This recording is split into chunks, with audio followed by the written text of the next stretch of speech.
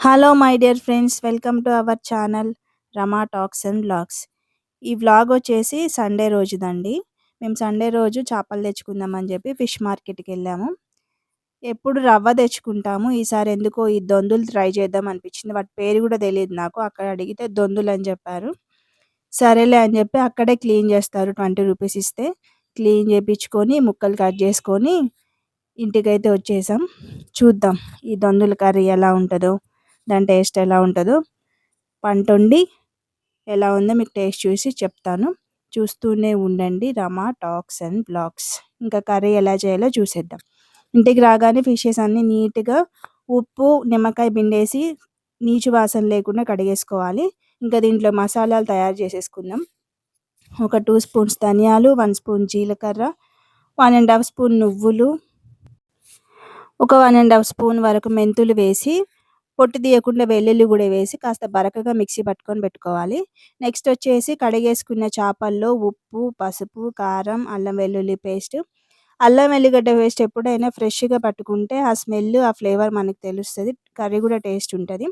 కొంచెం ఒక 2 spoons oil కూడా వేసేసి మొత్తం మసాలా అంతా చేపలకు పట్టేలాగా మసాజ్ చేసి ఒక 5 to 10 మినిట్స్ అట్లా పెట్టుకోవాలి పక్కకి.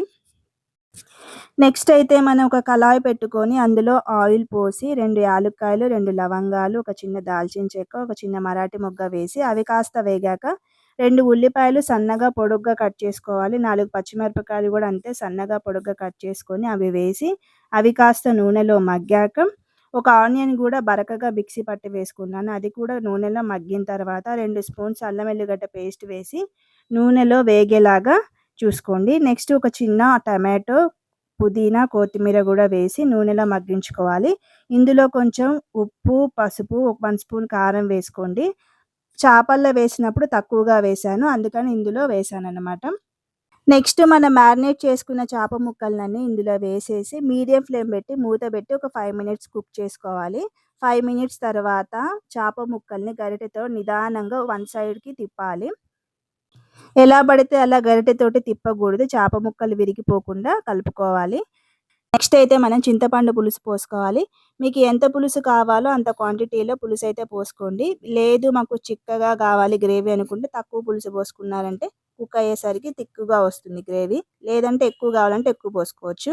నెక్స్ట్ అయితే మనం ముందు మసాలా ప్రిపేర్ చేసుకున్నాం కదా, అది ఇలా మరుగుతున్నప్పుడు ఆ మసాలా వేస్తే చాలా బాగుంటుంది. కుక్ అవుతుంటే ఆ స్మెల్ ఎంత బాగుంటుందో చేపల పులుసులో. ఒక 15 మినిట్స్ వరకు కుక్ అయిన తర్వాత మనకు చేప మంచిగా ఉడికిపోతుంది. స్టవ్ ఆఫ్ చేసేసి ఇట్లా కొత్తిమీరతో గార్నిష్ చేసేసుకుంటే మనకి దొందు చేపల పులుసు రెడీ. ఇప్పుడు అన్నంలోకి తిని చెప్తాను ఎలా ఉందో. చూస్తుంటే చాలా బాగుంది, యమ్మీ యమ్మీగా. ఎంతమందికి చేపల పులుసు, చేపల కర్రీ, చేపల ఫ్రై అంటే ఇష్టమో తప్పకుండా కామెంట్ చేయండి. మీకు ఈ వీడియో నచ్చితే లైక్ చేసి సబ్స్క్రైబ్ చేయండి. రైస్లోకి అయితే సూపర్గా ఉందండి. మీరు కూడా తప్పకుండా ట్రై చేయండి. నెక్స్ట్ వీడియోలో కలుద్దాం. బాయ్.